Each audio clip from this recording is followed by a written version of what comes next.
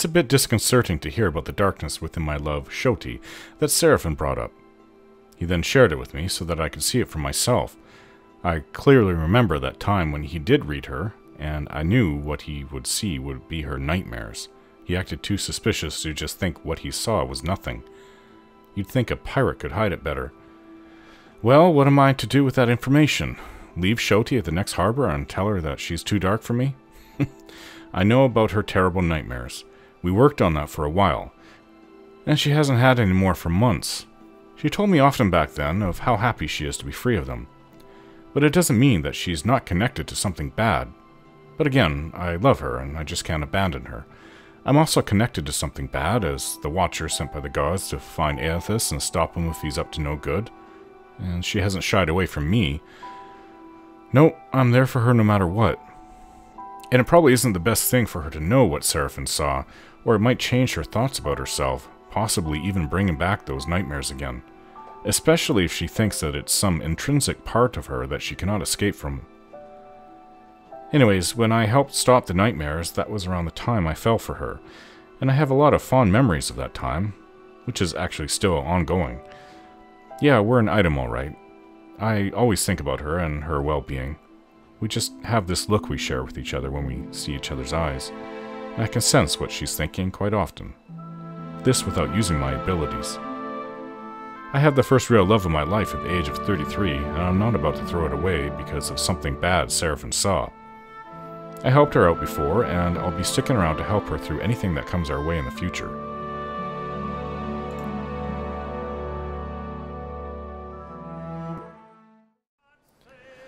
So, we went into Nekataka and sold off all our excess loot, and it seems that we've run into our bounty right here, Rockstopper Rodul. Let's get on naval combat. It's a galleon, so it's not a small ship. It's smaller than ours, though. Turn to port.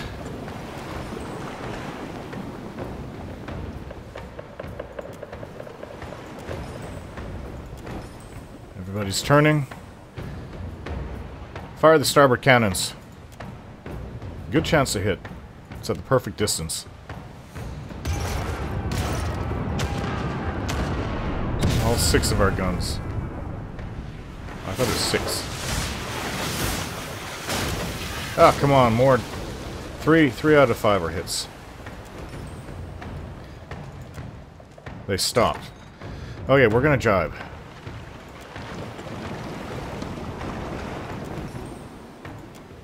Oh, they're firing. 4 cannons. Oh, we were hit 4 times. Well, we can take it. They can't.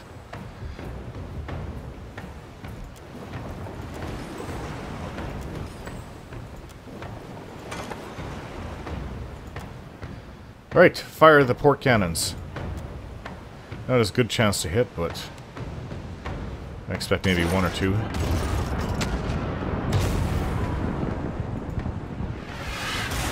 One hit. Ah, we can do better than that. Their ship is actually tougher than ours. Though our sails are better. We have a larger crew.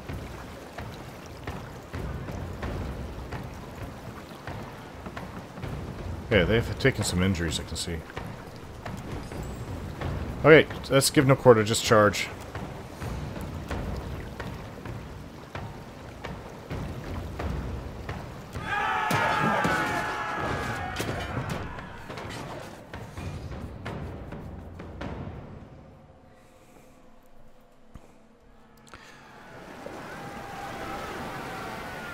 Die swiftly and perhaps I will be home in time to bed your mother.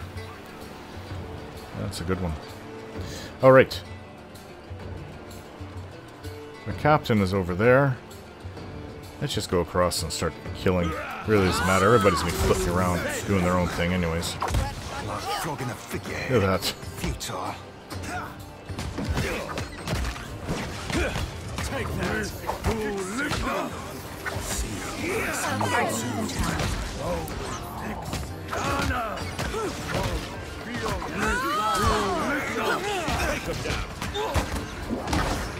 I've got a wizard over there. Hey, I'm gonna go after her.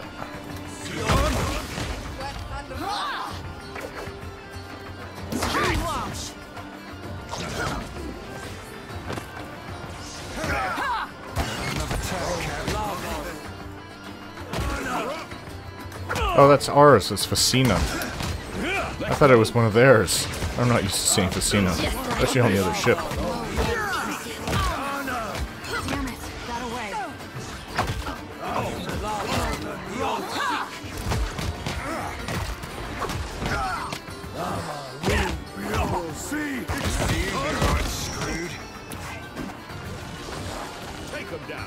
Hey, Rock Stomper Duel is dead.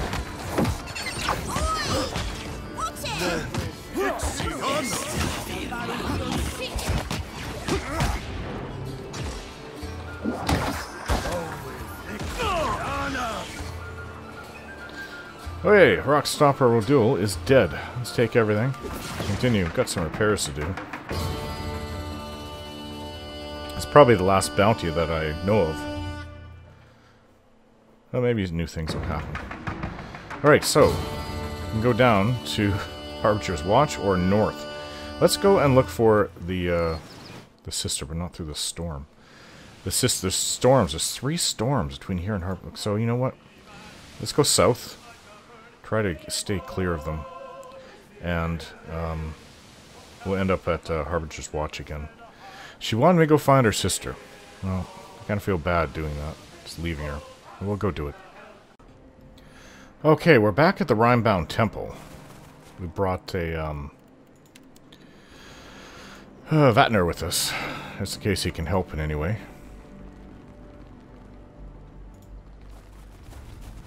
Remember these constructs here.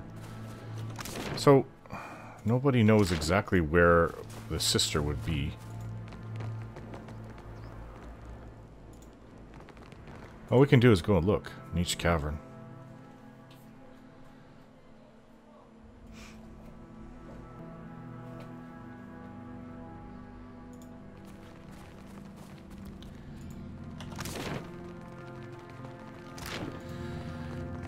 Where is she? Well, there's somebody. Hello? I know that smell. Beer and furs and fires. It's been a long time since a Harbinger made it over the top of the berg. She turns her attention from the fallen construct and grimaces at me. Aren't you Brythe's sister? Oh, no. Don't tell me she's fallen in with the rest of those fools. The Harbingers are too soft to worship the beast properly. Me and the other pilgrims found a new faith here, at the top of the berg. A faith that made us strong. It was only a matter of time before they hired someone to stop us. I'll bet the Harbingers can't stand how deliciously miserable we are. Her dry lips peel back in a painful grin. Or is it Brythe? I'm not sure. You have such strange names. Brythe said you were part of the pilgrimage. It took our best climbers and their scouting bears, but we summited the berg. The things we saw at the top. Even now, my mind is bending around the vision of it. Her eyes unfix from the conversation, but she shakes herself back into the moment. You don't walk away from a climb like that untouched. Well, what are you doing up here? I'm casting off this putrid mortal body of mine and trading it in for something better. You mean non-existence? That's better, okay. She knocks on the metal carapace of the fallen construct with pride. Or is she talking about... By hammering my soul into this wretched instrument, I can become the guardian this temple deserves. Yeah, I don't think that that's possible. You're an animancer.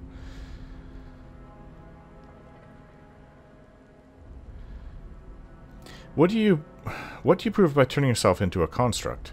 Prove? How easily an outsider like you misses the point. A construct feels nothing but duty.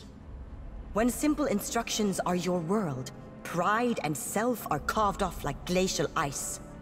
Sacrifice and emptiness rule in the white void. It is my honor to give everything I have, everything I am, for the glory of the beast. I don't understand you people, and I refuse to even try. I think you're better off returning to Harbinger's watch. This place has shown me wonders, and I have no plans to leave. I've seen serpents made of ice encircle the moon. I've seen colors beyond our perception ribbon across the stars. I'm a changed woman, asleep no longer. This bloated husk of mine is bound for the worms, but my soul is made for eternal service.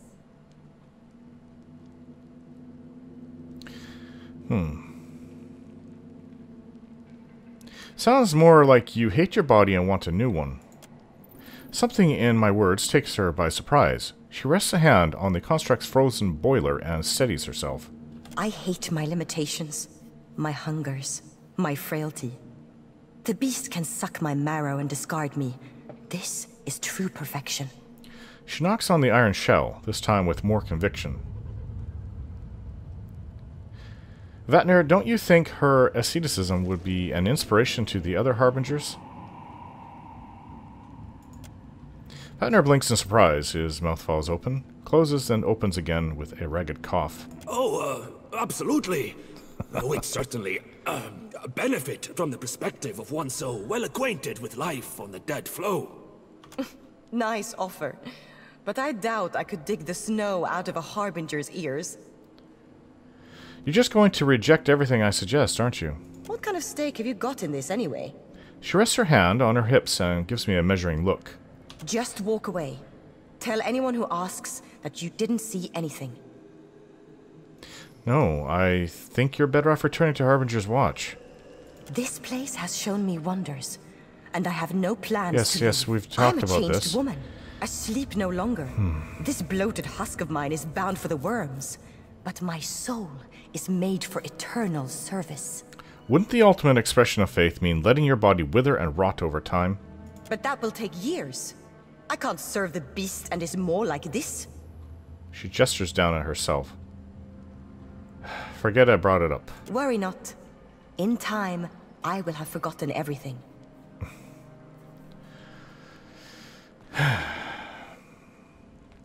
I don't really want to help this stupid woman. I can't seem to convince her otherwise. Well, good luck. I'm not helping you. Let's return to the sister and tell her that her sister has passed on. She's such a fool. I'm so tired of these Rimmergan followers. Alright, we did hear screaming, saying, "Sorry, my beast," when we ran out of there. From her sister. Let's go tell her, Brythe, that her sister is dead. Fein heimkommer, Dusk Speaker. Huh? An Ord Shoma greeting that literally translates to, "I'm glad you made it home." Was there something else you wanted to know? I found your sister. You did? Where is she? Is she alive? I'm sorry she's not. I always knew that was a possibility. But to have hope shattered... What became of her? She attempted to transfer her soul into a construct. She failed. I guess I understand. Thank you for finding her, even if... Eyes glistening, she shakes her head and turns away. Well, that's terrible. You know, the more I look into this religion, I think I've said enough about how much I don't like the gods, especially Rimmergan, but this is just so strange that anyone to care about a god that just wants you to end your entire existence. Just in the hold of my ship, wrecking. He smiles, his eyes bright. Okay. Ask, please. Oh, you did learn our language. You learned Darren quickly. He gives me a slight nod and smiles. Should it be a challenge? He looks at me quizzically, head tilted to the side. Genuine amusement wrinkles his brow. Lipasalis, my home. It is a big city, ta? He spreads his arms wide and grins. Many people speak many languages. That is Nujin. Normal. A sly smile pulls at the corner of his mouth. Whether he's being entirely serious isn't immediately clear. How'd your ship sink? His eyes flit away from mine, and he hesitates, for a moment, unsure if this is a topic he wants to discuss. Then he takes a deep breath, purses his lips, and meets my eyes again, this time with intent. There was a storm. Clouds black like night and high as the stars. We thought God would protect us. God. His hands, usually restless and expressive, hang still at his sides. Where were you headed? West. He gestures vaguely towards the horizon, frowning. No one has ever been west because of the storms, huh? But we were determined. What were you planning to do out here? We came to teach. He grins. His tense shoulders fall, relieved to no longer be discussing the shipwreck. Teach what exactly? Teach about God. He bounces back on his heels. You mean gods, it's plural. No, only God, huh? How to explain? His eyes take on a distant look, and he cracks his knuckles absently. Finally, he shrugs. I did not say I am a good teacher. You learn Seki, maybe we talk more about God. He laughs. Teach what exactly? Teach about God. So you're a missionary like Xoti. I do not know what missionary is, but okay. His eyes take on a distant look, and he cracks his knuckles absently. Finally, he shrugs. I did not say I am a good teacher. You learn Seki, maybe we talk more about God. You don't seem like a teacher. Do I not? I jest. You are right, I am not a teacher. There was a sehaj, and then I was put on the ship. We can discuss, later. You're going to teach in a place you'd never been to, with people who don't speak your language? I am a fast learner. Do you think my Adiran is very bad? It cannot be as bad as Seraphin's. He opens his mouth and nonsense comes out. Well, it didn't take you long to figure that out. What did you do back home? I did nothing. That is how I was put on that ship. Okay. Maybe a building went on fire. Maybe many buildings. But that is the past. The future is more interesting, huh? He rubs at the back of his neck, an embarrassed flush coloring his ears. What are you talking about? Buildings on fire? Were you an arsonist? A murderer? That's enough for now. As you say. Tell me about your home. Where are you from? The edge of your map. Tries to stifle a playful grin and fails. A joke from Maya. Home. Home is Yezua. Beyond the storm. Somewhere. What do you miss about your home? A funny question. How to explain? He scrunches up his nose, bunching his freckles. I miss the wind. Hot and dry, it comes from the mountains. Shakes the doors. Covers Lipasalis in dust. And the desert. It is beyond the mountains. Red and wide. I still smell it sometimes. He quiets a moment, blinking rapidly. But when he looks at me next, he's smiling his usual carefree smile. Will you go back to Yezua? Is that possible? Oh, I will go now. Someday, Chishunskiku. Huh? But there is still much to see here, I think. Are you far from your home, Watcher? I am, and I miss it. We are homesick together, then. It seems as if a heavy weight settles on his shoulders, but he gives me a thin, pained smile and shrugs his longing off with a practice ease. Yeah, to tell you the truth, where is my home? I lost it at Cadnua. I lost what I had there before. I can't go back to Raid Ceres. It's just too many bad memories. The Deerwood. I guess if I had a place, if I could choose where to be, it would be the Deerwood, not at Cadnua. But, you know, the Deadfire on my ship is not that bad of a home either. So I wanted to ask you something else. As you say. How do you like the Deadfire? Where are your horses? He narrows his eyes. His tone suggests this is a question that's troubled him for some time. Yeah, well, we have ships. There's not much land to use horses with, so... How are you holding up? My feet hurt. Okay. What do you think about our traveling companions? Who? Olaf. Always he has a sour lemon face. Like an old man. How about Adair? Adair told me God stepped on your house? Yeah. Your luck is maybe worse than mine. A sly grin spreads across his face. How about Maya? Her bird is mean. You see where he bit me? I like him. He shows me a shallow triangle-shaped cut on his forearm and beams. How about Seraphim? Where did he learn a Dirin? Not here, ta? How about Takehu? Takehu showed me rice wine. Ugh, it is terrible. He screws his face up into an expression of intense disgust. You are out of rice wine, by the way. What about Xoti? She poked me with her weapon once. She apologized for a week. I poked her with mine, and now we are even. Okay. How about any of the others? Who? Constantin. He puts fire kelp in my soup when he thinks I am not looking. But there are peppers much spicier in Yezua. I will get him back. How about Facina?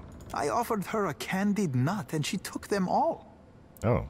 She is like my sister. I know Yidwin's no longer with us, but what do you have to say about Yidwin? Creepy. A little shiver thrills up his spine, and he blanches. Back to the others. Fine, yes. Never mind. As I turn away, I feel a slight tug on my sleeve. When I look back, I find Reke watching me with one eyebrow raised and the start of a mischievous grin on his lips. Can I ask you a question? Sure. We talk about the others. What do you think of me? Though he smiles in his usual playful way, a dark flush of concern climbs his throat.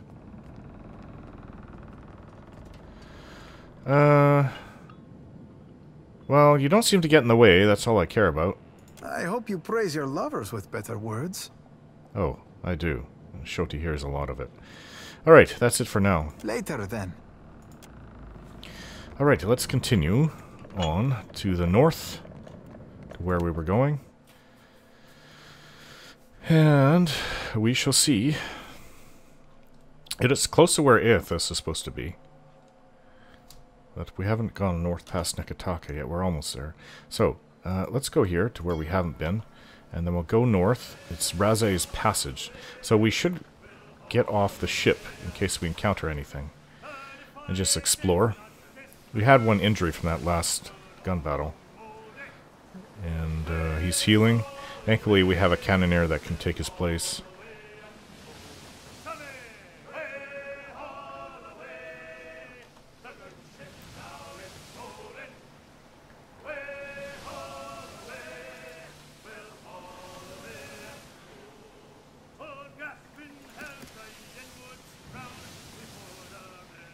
It's quite far. We come from one end down Harbinger's Watch all the way to the other end of the Deadfire, so it'll take a few days to get around. Bakarna's Observatory, where we defeated that horrible mage. The Lich, I should say.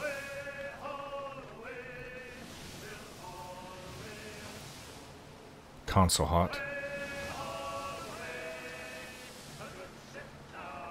Well, we're almost at our destination, which is just short of where we're supposed to go to explore.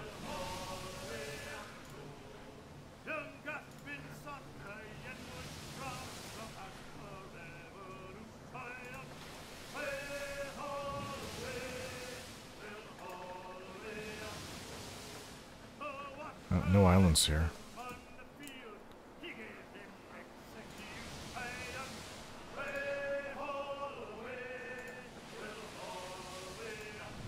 Alright, so what did we write down for the mapping the archipelago? One final task was to survey the islands to the west of Raze Passage. Okay.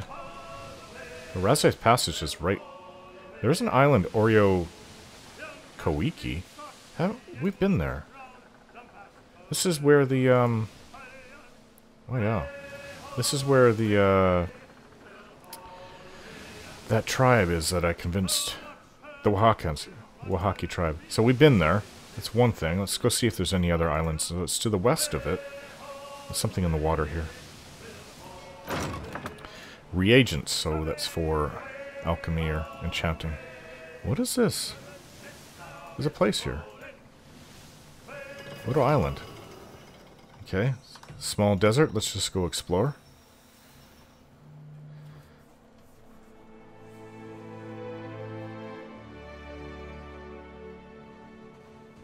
Interesting looking place. Oh! It's like a rock spider. Yeah, I don't have a very good feeling about this. So, let's go. We can leave.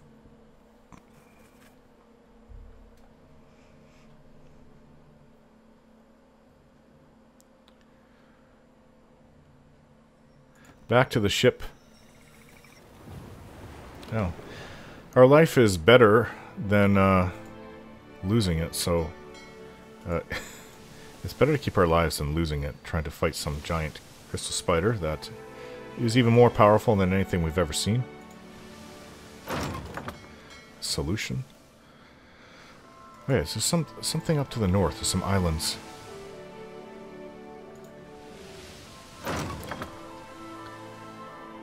Plagued ship.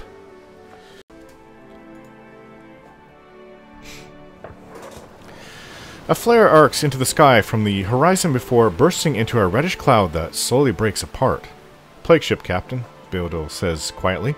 Looks like a Rowitalian junk signaling for assistance.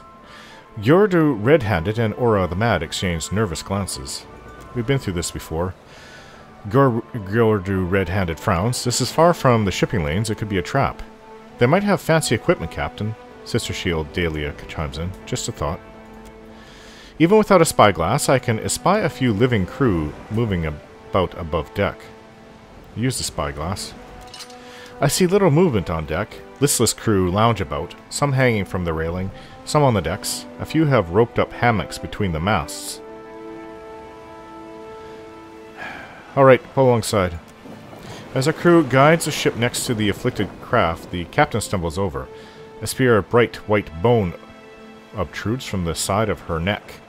Gods, she rasps, you here to help? I look down and see that the joints of her wrists and ankles are wreathed with similar eruptions, the skin around her wounds red and weeping. Only one of the deckhands gets to his feet.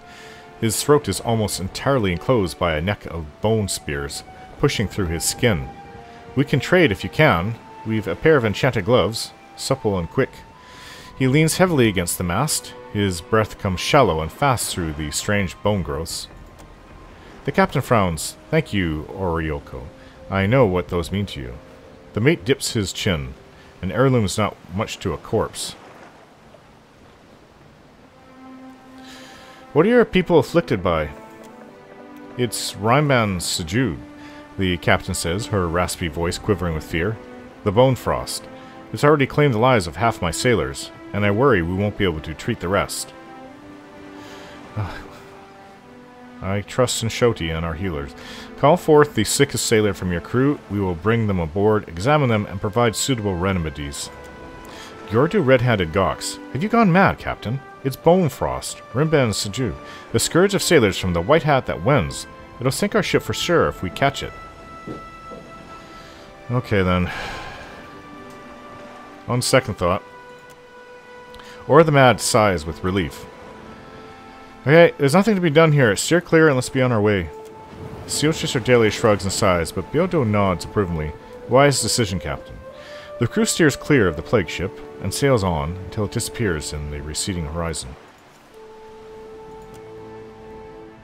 Nothing we can do about it if it's such a well-known disease that cannot be cured.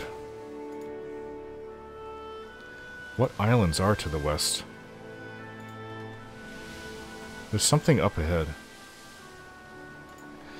Is this not where Eothas went to? Some gunpowder. Well, there is an island here. There's the shipwreck. Let's go around.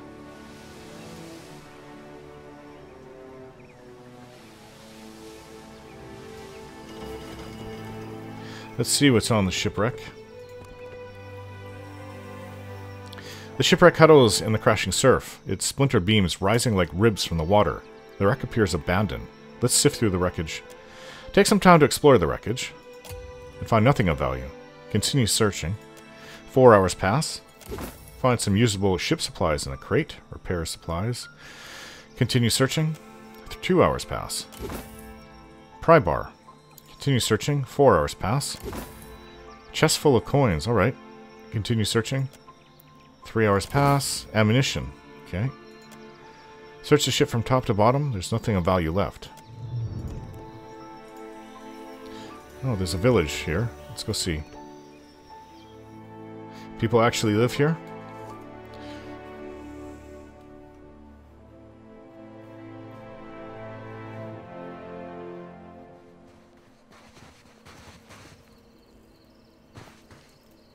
I said no, Tatok. The drowned barrows are closed. An elderly dwarf folds her arms, her disapproving frown warping the tattoos that encircle her face.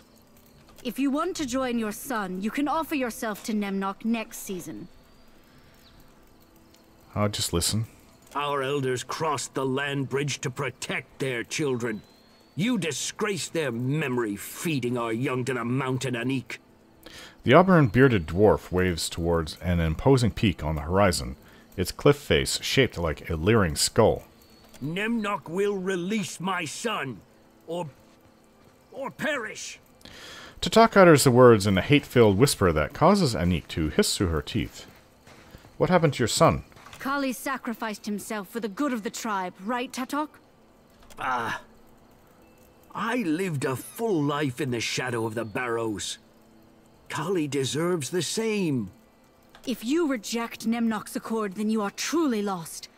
May Kali find peace in the embrace of the Mighty One.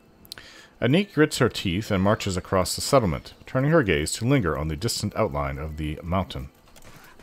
Spit on Nemnock. Huh. So it appears that we've entered an island, or have come to an island that's populated with dwarves. Interesting. I don't even know where to begin, but gotta start somewhere.